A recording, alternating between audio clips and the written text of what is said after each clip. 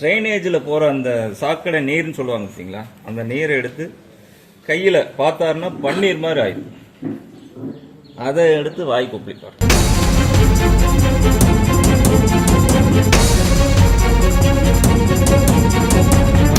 இவர் ஐயாட்ட வந்து கண் பார்வையிலே நோக்கு வருமானு சொல்லுவாங்க. அந்த பார்வையிலே பக்தர்களை வந்து நோய் நொடியே தீர்த்திருக்கார். கோடாரியுடன் பழனிக்கு வந்த சாக்கடை சித்தரின் கதை. கணக்கம்பட்டி மூட்டை சுவாமிகள் கேள்விப்பட்டிருக்கீங்களா? அவர் 84, 85 இந்த கிரிவல பாதத்தில் தான் இருப்பார். கிரிவலம் சுற்றி வந்து இரவு நேரங்களில் பார்த்தீங்கன்னா அவர் குச்சை வச்சுக்கிட்டு இங்கே ஐயா இங்கே இருப்பார். அவர் 2 பேரும் பரிபாஷையிலே பேசிக்குவாங்க.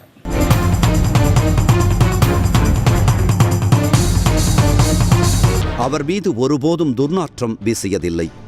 ஆனால் அவர் சாக்கடை அருகில்தான் குடியிருந்தார். அவருக்கு ஒரு நாளும் வயிற்றுப்போக்கோ வாந்தியோ வந்ததில்லை. ஆனால் அவர் சாக்கடை நீரில்தான் குளித்தார். அவருக்கு மட்டும் எப்படி இது சாத்தியமானது? சாக்கடை சித்தரை பற்றி கேள்விப்படும் அத்தனை பேர் மனதிலும் இந்த கேள்வி நிச்சயமாக எழும். ஐயா கடந்த 40 ஆண்டுகளுக்கு முன்னாடி புதுனியாம் மலை அப்படின்னு சொல்லக்கூடிய பழனி மலை, இங்கே 40 ஆண்டுகளுக்கு முன்னாடி ஐயா வந்து அடிவாரத்தில் அந்த நகராட்சி பள்ளிக்கூடம் இருக்கும், அதுக்கு பின்னாடி இந்த ட்ரைனேஜ்னு இருக்கும், அந்த இடத்துல அமர்ந்திருந்தார். இப்போ அடிக்கிற வெயிலில் கூட பார்த்தீங்கன்னா இந்த மாதிரி கல் இருக்கும், அப்படியே தான் படுத்திருப்பார். யார்கிட்டையும் ஒரு உணவுன்னு சொல்லி கேட்க மாட்டார். அந்த ட்ரைனேஜில் போகிற அந்த சாக்கடை நீர்னு சொல்லுவாங்க பார்த்தீங்களா, அந்த நீரை எடுத்து கையில் பார்த்தாருன்னா பன்னீர் மாதிரி ஆயிடும். அதை எடுத்து வாய் கொப்பளிப்பார். அதை பருகிருக்கார்.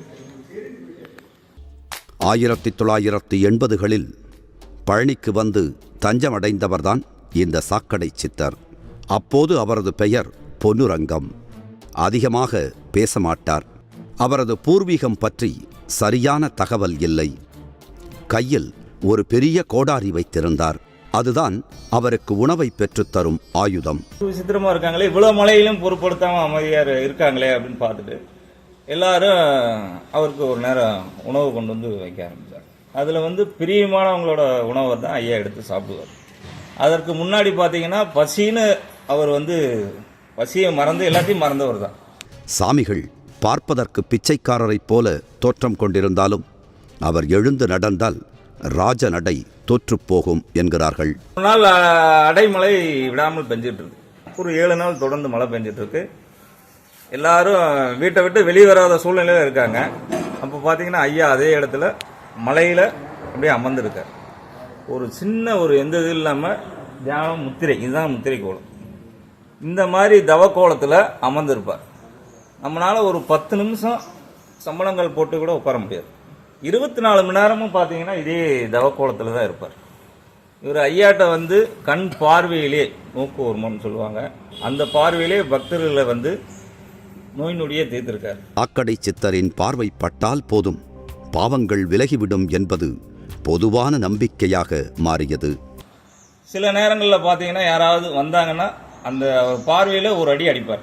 அடித்தார்னா அவரோட கர்ம வினைகளை எல்லாத்தையுமே பொள்ளாச்சி சாலையில் இடம் வாங்கி அவருக்கான சமாதி மிக அழகாக அமைக்கப்பட்டது. ஐயா வந்து குளிக்காமே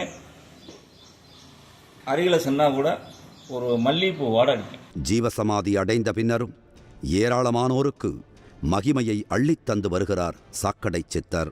ஐயாவை முக்கியமான பிரபவங்கள் எல்லாமே கொஞ்சம் காலகட்டங்களில் போக போக ஐயாட்ட வர ஆரம்பித்தாங்க. அவங்க வந்து இன்னைக்கு பெரிய நிலையில் ஆயிருக்காங்க. ஐயாட்ட அடி வாங்கிட்டு போய் கணக்கம்பட்டி மூட்டை சுவாமிகள் கேள்விப்பட்டிருக்கீங்களா? அவர் 84, 85 இந்த கிரிவல பாதத்தில் தான் இருப்பார். கிரிவலம் சுற்றி வந்து இரவு நேரங்களில் பார்த்தீங்கன்னா அவர் குச்சை வச்சுக்கிட்டு இங்கே ஐயா இங்கே இருப்பார். அவர் 2 பேரும் பரிபாஷையிலே பேசிக்குவாங்க. கணக்கம்பட்டி போயிட்டு வந்தீங்களா? இவங்கெல்லாம் சக காலங்கள் வாழ்ந்த சித்த புருஷர்கள். கடுமையாக பார்த்தீங்கன்னா முருகனை நோக்கி முருகனோட அவதார புருஷனாக இருந்திருக்கார். பேசும் திறன் இருக்கும், இருந்தாலும் ஐயா வந்து பேச மாட்டார், மௌனமாக. ஆனால் மூட்டை சாமிகள் பார்த்தீங்கன்னா அதிக நேரம் பேசுவார், பரிபாஷையிலையும் பேசுவார். நீங்கள் இந்த ஊர்லேருந்து வரீங்க, 3 டப்பா காரில் வராங்கடா சாமி அப்படின்னு சொல்லுவார். ஆனால் இவர் வந்தாலே நீங்கள் யார் வராங்க, ஒரு சாது சன்னியாசி வராங்கன்னா அவர் பார்த்துருவார். 96 அந்த காலகட்டங்களில் அமெரிக்காவிலேருந்து ஒருத்தர் கனவுல போய் என்னை வந்து பாரு அப்படின்னு சொல்லி கனவுல போய் சொன்ன உடனே பழனி அடிவாரத்தில் இங்கே தேடி பார்க்குறாரு, இங்கே வர்றாரு. அவருக்கு என்ன பிரச்சனைனா அவரோட 4 வயது குழந்தைக்கு வந்து காது கிட்ட ஒரு கேன்சர்.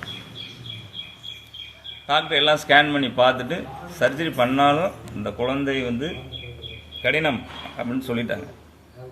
இவரை வந்து அந்த குழந்தை கூட்டிகிட்டு வரும்போது பார்த்தீங்கன்னா ஐயா பக்கத்தில் போகிறாங்க. இந்த குழந்தைய ஓங்கி ஒரே ஒரு ஆரம்பிச்சார்.